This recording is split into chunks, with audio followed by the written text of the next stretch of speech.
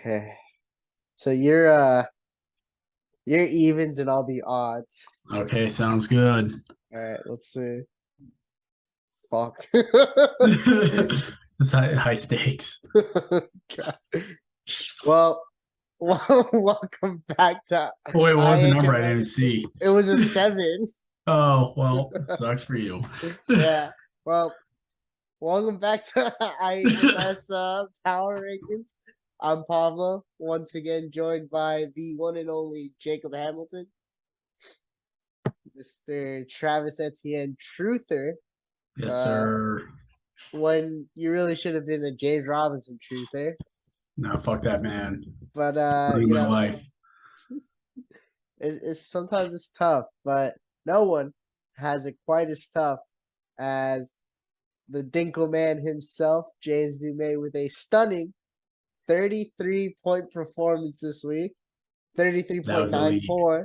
Uh, and as we were talking about through text, the man is slowly descending to madness. Each lowest scoring video he has put out, and here is the latest for your enjoyment. Another day, another week of NFL, everyone getting injured. This season is trash due to unforeseen circumstance. And it's starting to look like it just doesn't matter. It just doesn't matter. I really worry about the man. I hope he's okay. Hopefully he scores more than 90 points next week, so he maybe won't have to do it. I think I honestly think Dume is gonna have to come on the show at this point because he's basically on here every week anyway. He can be our third co-host. He's really made an appearance on every episode. So there's that. And then this week's highest score is myself. And here's what I had to say about it. I just recorded this like 5 minutes ago, so enjoy. What's up, boys? It's your host, Pablo. Highest score of the week. You know how it gets done. My team's still kind of mid. But as long as James Robinson's better than Travis Ettiene, it's a big dub because fuck you, Jake. And yeah, my team just hit most points with Jameis Winston having 4 fractures in his back. That man's carrying my fantasy team. But, this won't be the last time I'll be on here, so that's all I got to say. And as I say on every show, James Robinson better. But, I don't have to show it. He's proven it for me. And, now we can get into the fun part of the show, following the clips. Let's start off with most shocking this week. We had 3 votes or a vote for 3 different people. I'll let you go first. Why Remy? I just put Remy because our defending champ is starting to look like he's not going to be anywhere near the playoffs this year. He had another bad week, even though he's going against a good opponent, but a tough week. He's now 12th ranked in the league. It's going to be a rough year for our defending champ. Yeah, and well, at least now he has a 2023 4th round pick. Pretty sure. There we go. He's going to get stud with that. Hey, he's got draft capital. All you need. You just need one. My pick was for Dume for the aforementioned 33.94 performance. He has had low scoring weeks before, but this one just, he drafted well, and this one felt different. So there's that. Our third vote was for myself, and the reasoning was, quote unquote, and he scored a lot of points. My garbage team popped off. That's how it is. Shout out Jameis. But our next thing is most disappointing team of the week. I'll let you go first. I know you have some nice words out there to say. I went with Ethan McGrady. He got his first loss of the year against Andres in what was the contender matchup of the week. His team looked pretty tough outside of Christian McCaffrey, Chase Edmonds, Cooper Kupp, Diggs, and Kelsey. It's like there are no flexes yet again. Russell Wilson still cooking hot shit. So yeah, it's a tough week for him. Not a lot of points scored, but we'll see if he can keep getting some lucky wins out there. But it's pretty disappointing for him. Hey, it seems like Devin Singletary is just going to be starting from here on out, which makes sense. He went offense to Dolphins with 9 catches. But Yep. our third pick was our third voter had Dumais, obviously 33.94 points. And there's still teams in this league without a win, and Dumais is not one of those teams. So that is always something to keep in Hey, mind. he was undefeated at one point, and that's He all that was matters. undefeated at one point. My pick was heavyweight matches. Last week we had a disappointing Undress versus Mgrooms matchup. This week we had a disappointing Undress versus Ethan matchup. And I think the only person who enjoyed them was Undress after he won both. So he's still undefeated. That's 3-0, although he tipped the line there, but we'll get into that later. Moving on to our Sports Route Stud of the Week, a unanimous selection. This time, unanimous is spelled correctly. Thank you, Ethan and M. Tom, for pointing that out. Lamar Jackson all the way through 200 plus passing yards, 4 passing touchdowns, over 100 rushing yards, and a rushing touchdown. He scored about half of Tommy's points. Please don't get him off his team so I can have a high pick. He scored 51 for Tommy, who scored 120 something against me. So yeah, Lamar, stud of the week. The Dinkle Dud of the week is we'll start off with the chef himself with his little chef hat. Russell Wilson with 2 votes. He's cooking some nice hot dog and spaghetti sauce and Cheerios, a delicacy, of course.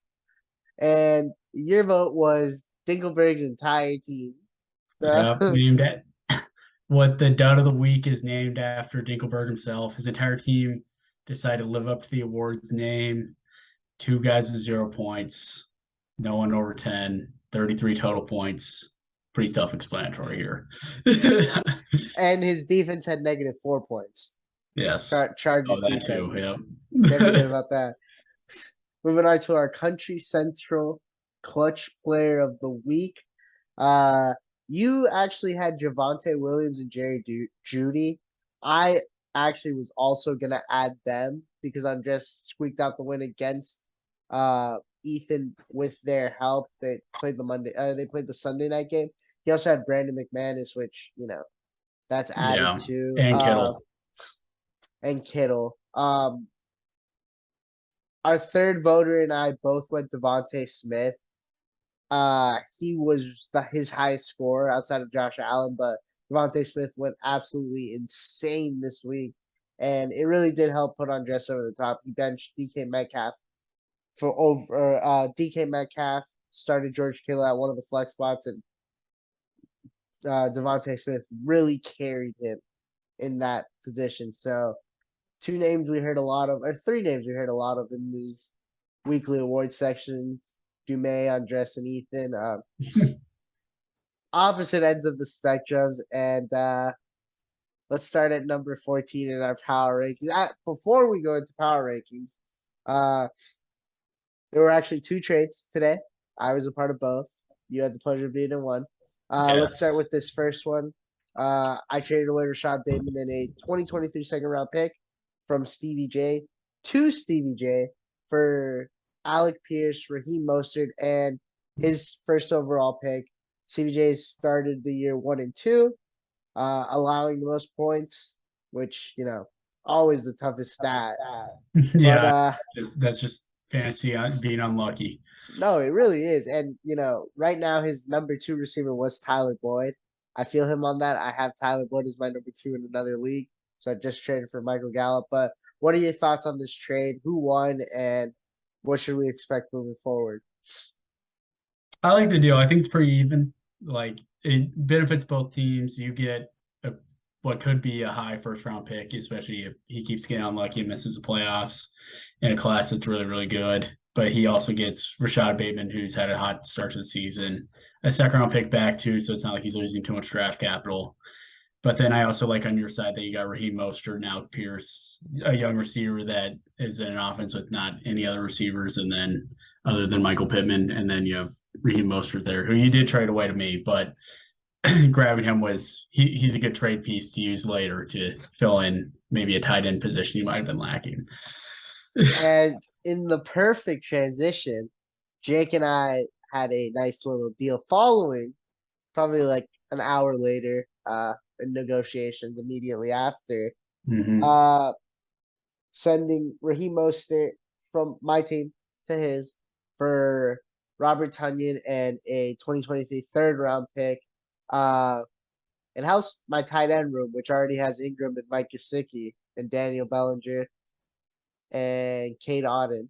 So I got just dart throws there. And, you know, It's a like a higher version of mid, kind of. That's how I describe it. He's a guy yeah, that has potential to be a little better. He's got a better quarterback.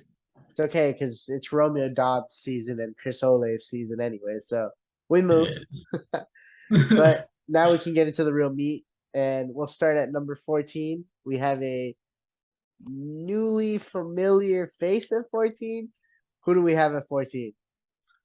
We have Dumais, obvious choice for after 2 back-to-back weeks of being the bottom scorer. This week only scoring 33.94, which I forgot to look, but it's basically tied for the lowest score ever in our league. So, but no positives out of this team, like nothing at all. I mean, Gabe Davis will get healthier and play more snaps. That's the only like bright spot. But other than that, no one's good unless Ben. Yet again, it's like Benjamin or Rashad White. You just got to hope James Conner and Fournette get hurt, and then he'll be feeling a little better. He's got to hope, and Carson Wentz won't play the Eagles every week, so that should hopefully improve he'll score some more points, but it was just a tough week. Every one of those players had a down week, and there's not much, no depth to help that out. It's always a bright spot when you don't play the Eagles every week. Yeah. I'll actually be at that game. Them against Jacksonville this weekend should be nice. Good game for Travis Ettiene breakout. I'm putting this out here right now. I'm an Eagles fan. Please don't hurt me, Philly. Yeah, Dumais' team is rough, and there's actually one team that's still 0-3 that just by default moves up a spot because Dumais had such a bad week. Josh coming in at number 13. He lost by 30, but considering he scored more than 60 compared to Dumais, it's tough to put him out of there. He might be in a situation now that David Montgomery and Dalvin Cook are both injured. Kind of keeping an eye on those two situations. Alexander Madison and Khalil Herbert should see bumps in play regardless. But Josh has neither. He does have Trevor Lawrence riding his bench.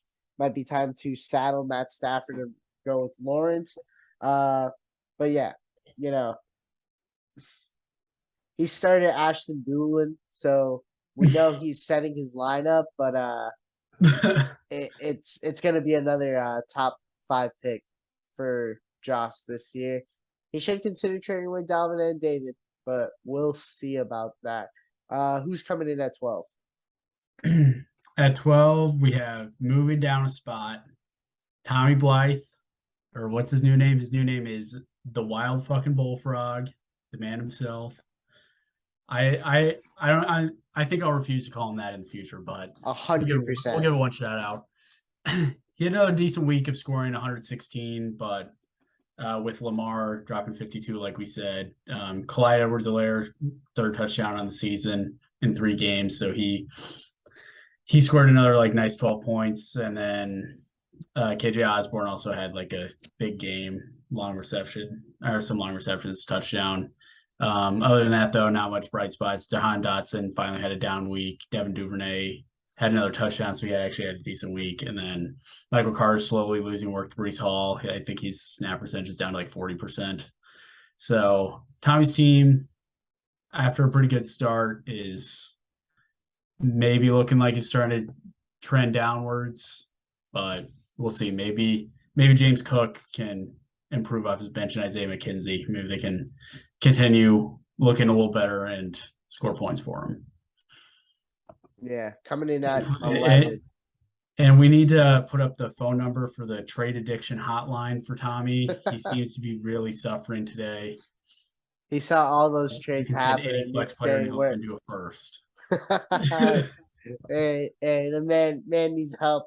If you know anyone who can really help him, send him his number because he's gonna start trying to trade first round picks for Adam Thielen or something soon. Yeah, the rebuild's not going well. The trade addiction line. We'll pull that number up for Tommy. Yeah, We'll find it soon. Coming in at 11 is our reigning champ. He is down once again, falling. He is now coming in at 11, down a spot from last week, and it's tough. Kyler Murray's having a rough start to the year. He's been very up and down, but it's not Kyler Murray's fault. It was a beta weekend for Call of Duty Modern Warfare. I get it. It happens. There's priorities in life. It's okay.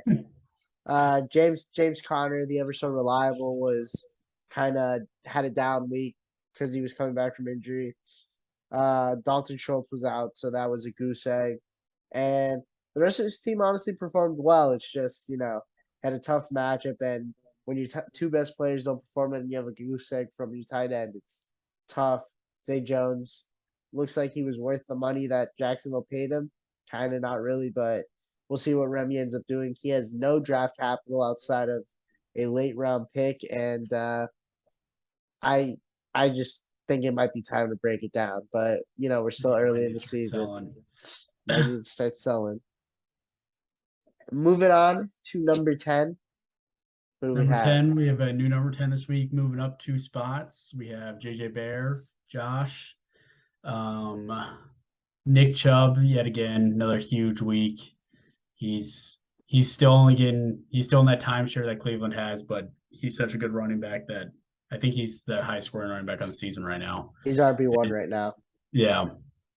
I can't remember if he's RB1 or RB2, but yeah, he's RB1 right now, 113 yards and a touchdown off 23 carries, and that's only with like half the snaps. Eckler had a down week, but I mean, the whole Chargers offense did because of Justin Herbert and hit playing through that rib cartilage injury.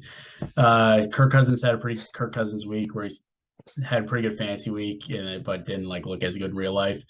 Mike Williams, only one reception, but turned that into a touchdown, which got him decent points. Greg Dortch, who might be one of the pickups of the season right now, he's 10 targets, 80 yards. He's looking really good. Might have been an absolute steal for him with a guy that needed a wide receiver pretty bad. Mike Pittman, another decent week for him. Matt Prater put up a lot of points for him, 14. The Ravens defense put up a lot of points for him. He just had a pretty good week overall in a win against Officer TC. He scored 123, which was one of the higher scores of a overall low-scoring week for the league. So pretty good for JJ Bear, and that's why he's up 2 spots. It was an overall low-scoring week for the league. Yeah, I think the average is 114 or something. I don't know. Everyone was kind of in that 110 to 120 range. Not me. Yeah, not you. Coming in at a tie for number 8, we will start with Big Ricky himself. The usual, his go-to guys are his go-to guys: Burrow, Najee, Devontae. Goddard had a good week. Cam Akers did something. I don't think it's sustainable. He fumbled yet again. So we'll see what happens with that. I just don't like Akers. I don't think he's a good running back. Yeah, he's just not built like James Robinson. He can't come off that Achilles injury like him.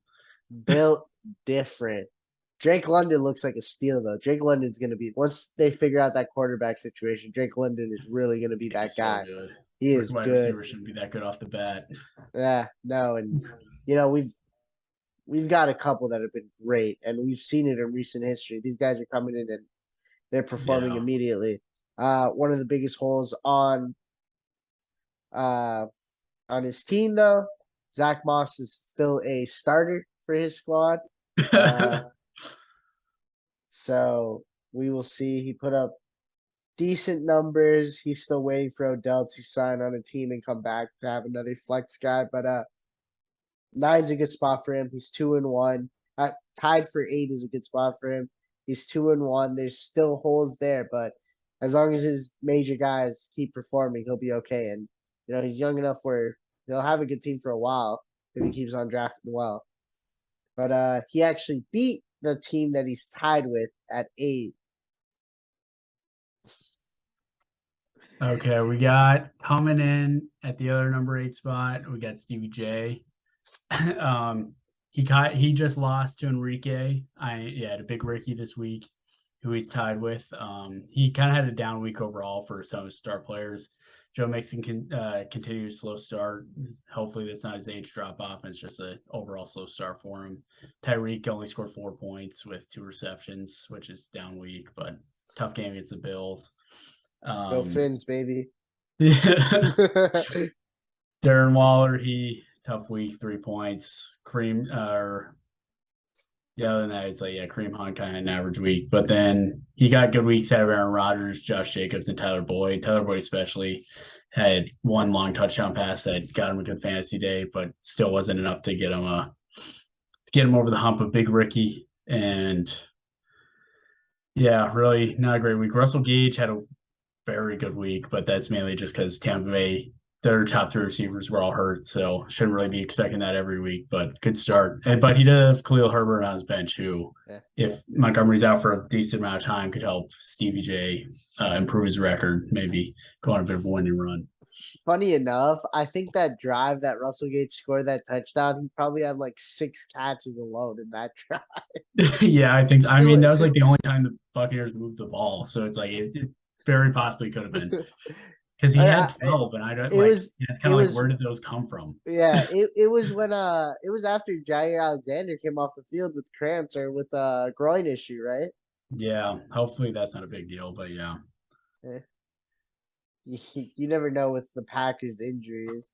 That training staff is playing hot potato with those injuries. Yes, they do. I think I think before week 1 even started, we already had it was a third of our roster on the had some sort of practice limitation. You brought in the Philadelphia Eagles training staff, I think. Yes, we did. God. And coming in at number 7, our biggest drop off of the week, down 3 spots, self-inflicted too, because the other 2 votes had you pretty high. We have Jake Hamilton, and so he still has one of the better rosters in the league. You got a good roster. Your running backs cannot produce, and the running backs we need to figure out. You're not even playing you're not even playing hero running back right now. They just can't do anything.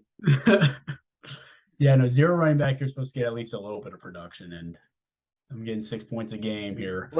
We'll see what J.K. Dobbins return can do. I think he's going to be limited. I still think it's going to be very committee heavy. I don't know. It'll be a few weeks till he's really doing anything anyways, too. Yeah. So there's that. But coming in at number 6, another team that has been steadily on the rise. We have the one, the only officer, TC, who did ask us to go easy on him this week, and I think he'll be pleasantly surprised. I mean, he cracked the top 6. He did. I was mistaken during the first few episodes, thinking it's a 16 playoff. We didn't end up ratifying that. It's still an 18 playoff, so he's comfortably in.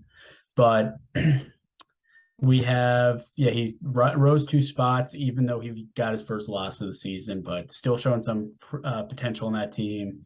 He had Patrick Mahomes. Patrick Mahomes had not great game and a weird loss to Indianapolis, but still scored 20, which is pretty good.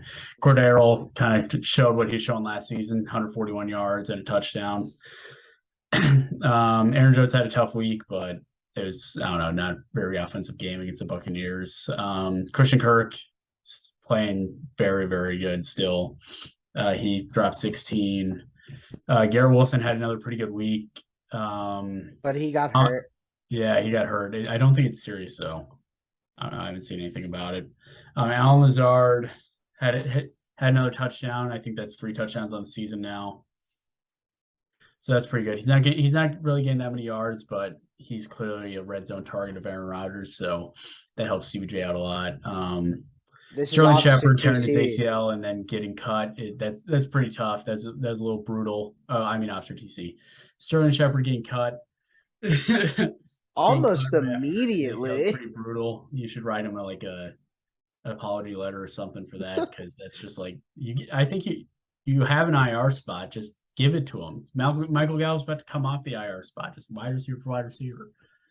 But yeah, other than that, pretty standard week for him. Still looks solid. One of the higher scorers, I think, with 118. So he keeps rising. Yeah, definitely keeps rising. Definitely Christian Kirk's been awesome. I know. Good hold for him. Hey, he seems like he was worth the money at this point right now. I mean, Trevor Lawrence looks like what we thought Trevor Lawrence would be. So hopefully that continues. I mean, it's nice to see that succeed, because fuck Urban Meyer. Coming in, we're a bit rushed now. So coming in at number 5. Okay, we have M Tom, another kind of low scoring week for a team we thought would do a lot better. Mark Andrews really led the way. He might get a big push from Alexander Madison, depending on Dalvin Cook's separated shoulder. Damian Pierce looks like the guy that everyone thought he would be this offseason. And A.J. Brown is continuing to be A.J. Brown. Zeke's taking a step back, but, once he got Derek Carr on that team, it felt a bit better than what it was when he lost Dak. But who might actually be back way sooner than I thought. They're saying week 5 now, yeah. Yeah, they said it's going to depend on how the script is, so we'll see on that. But who's at 4? We got the first person to crack the tier of top 5, Pablo Rosero, the highest scorer of the week. He had a week where Antonio Gibson got him some solid production. Derrick Henry started to look like himself again. He's just a slow starter. He doesn't like preseason. He just needs some time to get the grease going in his legs. Get the wheels turning. Get those wheels turning. He's got 20. He dropped 23. Jalen Waddle had another big week. Rashad Bateman had a pretty tough week, but he's no longer on the roster, so it doesn't matter. He got an upgraded tight end. Evan Ingram's out of here. Robert Tunyon's in there. Once he's fully ramped back up post ACL, he'll be definitely an upgrade in that spot. Juju Smith-Schuster starting to show why Pablo traded for him. Got 11. Chris Olave looking insane. 13 targets, 9 receptions, 147 yards. James Robinson. He might be good. I don't remember how long his touchdown was, like 30-something yards, but 50. He's breaking those. 50 yards? Yeah, put some respect on that name. He's breaking runs like that. He gets 3 yards of carry, and then this is Pablo word for word said to me this week: 3 yards of carry until he breaks one for a long-ass touchdown. So having again, Eagles defense, good pickup for him, 20 points. Other than that, squad's pretty good. Romeo Dubs as an option coming off the bench looks pretty good. Deserve to be cracking the top 5 there. Yeah. Well, hopefully that keeps up. My team's gonna implode. I know it's gonna happen. I got too much faith in those young guys, but we'll see what happens. Coming in at number 3, after just being number 1, we have Ethan. A tough loss to Andres by just over 2 points. Real close. Russell Wilson could not cook this weekend. He was busy playing Mr. Ultimate. So Ethan took a tough loss, went down 2 spots, but he told me, my sources tell me, which is him, the Darnell Mooney experiment is done, and Devin Singletary will be taking that flex spot. Yeah, fucked up Darnell Mooney. A scrub. Hey, it's that offense in general. I mean, nobody can control it. But they're on track to have the least amount of pass attempts in NFL history by like 100, and the record in a 16-game season is the Packers with like 365, and they're on track for like 240 something. That's shameful, but God, that is shameful. But we move on. Yep. I have Justin Fields, so I don't want to talk about that. Who's at number 2? At number 2, we'll go quick because we're running out of time here. We got M. Germs. He's back up a spot. He's at number 2 this week after a win against the defending champ. He's 2-1 now. I think second high score on the week. Jalen Hurts got 35. Jalen Hurts is looking really, really good. He's got 35 points. Jonathan Taylor, another not so great week, but didn't score touchdowns, so maybe that's why. And that would have given him a pretty big boost. DeAndre Swift, tough luck with about a 3-week injury, but he's got every running back in the league, so it's not like it's a big deal for him. Amari Cooper, big week. CeeDee Lamb's looking really, really good, other than that one terrible drop. Yeah, he made up for it with that touchdown grab. The catch was crazy. But yeah, Alberto, clearly not the tight end solution there. Maybe he should have been in for Robert Tonyan. It would have just taken like Saquon or something. Saquon looking insane. Curtis Samuel had another week with a lot of usage, but not necessarily the high scoring week. Jamar Chase had a kind of down week, but I don't know. Yeah, really weird week. Clamped up by Sauce, and he's about to get clamped up by Xavier Howard. Don't hold me to that. I'm looking at stats right now. 6 receptions, 29 yards. That is weird. I wonder how many of them were against Sauce. I doubt they have him traveling. Look that up. But they must have been just getting him screens and stuff just because he couldn't get open. Probably. Yeah. So T. Higgins had a huge game though, and so did Tyler Boyd. So that team's got options. But coming in at number 1, last but not least, Andres, another strong week. Well, not really strong, but he pulled out another close victory. I don't really want to look into it, but his margin of victory when you take both of those games can't be over 10 points. So, I mean, that man was sweating, and I was with him one of those matchups. So, I can imagine. But, he's got a great team. Javonte Kamara still dealing with that rib injury. I don't think Kamara is going to be right for another 2-3 weeks, so we'll see how that goes. He got 4.9 points combined from Justin Jefferson and DJ Moore. He actually just kills good wide receivers. Oh yeah. He actually did start DK Metcalf along with Devontae Smith. Metcalf had a good week. He's just getting fed targets from Geno Smith. But he had Ayuk on the bench and David Njoku on the bench with George Kittle starting in his first week back. George Kittle will probably get time before he really ramps it up too. But I still think Andres, with Josh Allen leading the way, who had about 63 pass attempts, should be good. And he's number 1 for a reason for both depth and quality of players. He could use some depth at running back, but it's going to cost him a pretty penny, and he could deal receivers. I'm sure he'll work something out. But that's our rankings this week.